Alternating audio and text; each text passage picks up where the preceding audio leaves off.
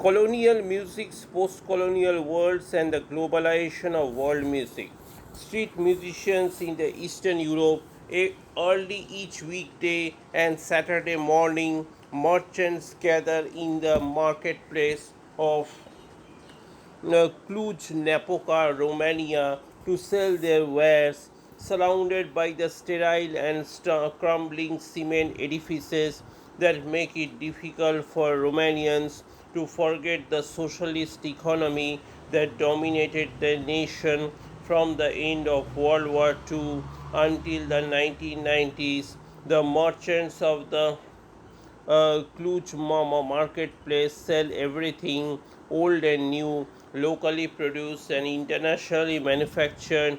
There is a patina of pastness and folkloric authenticity that pervades the marketplace. In many booths, sumptuous leather and fur goods are for sale, and cloth goods piled high and hanging in line stretched from one booth to the next catch the eye because of the colorful needlework that leads one to believe that they are produced by craftspeople from the Carpathian Mountains that dominate central Transylvania, where Cluj is the capital city. The merchants, too, would be described by guidebooks as colorful and folk-like. Obviously, many have arrived for the day from the surrounding villages, only to leave the city later in the day when the market closes. If we take the guidebooks literally, colorful and folk-like might appear to the ethnic and racial differences that abound in the market. At least four languages dominate the discussions about the sale of goods: Romanian, Hungarian, Ruthenian, the Slavic language of the Central Carpathians, which mixes Ukrainian and Slovak in numerous dialects, and Romani, the Indo European language of the Roma. There's no lingua franca in this marketplace, not even German and English, both of which are also heard. Music is everywhere in the Cluj marketplace, very much a participant in the culture of commerce. Loudspeakers blare, and the merchants allow their radios to contribute to the electronic counterpoint.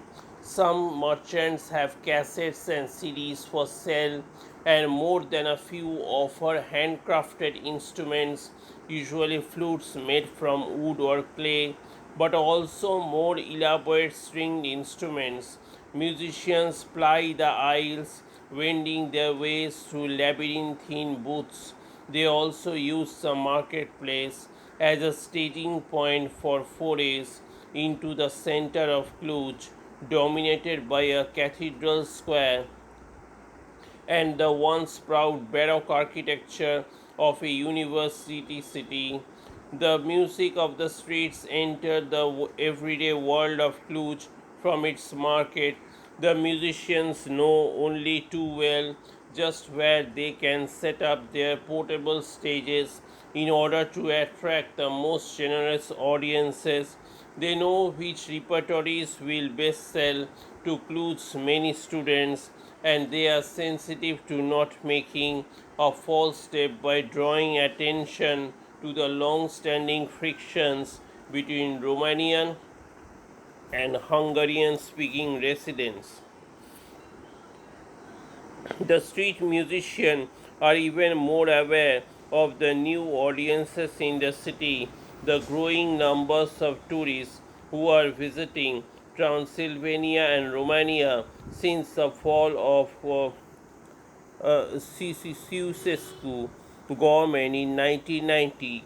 Eastern Europe entered a period of dizzying transition in the 1990s, and Romania's street musicians were quick to make the most of it. The street music of Cluj-Napoca is world music is the most modern sense. It is a global music performed locally In its juxtaposition and unpredictable mixtures are postmodern.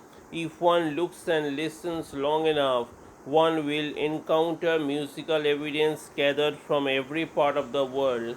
The street musicians are good at marketing themselves.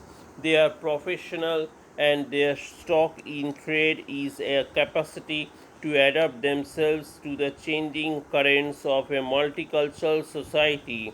The street music of flutes is also traditional in any sense we might choose to use that term.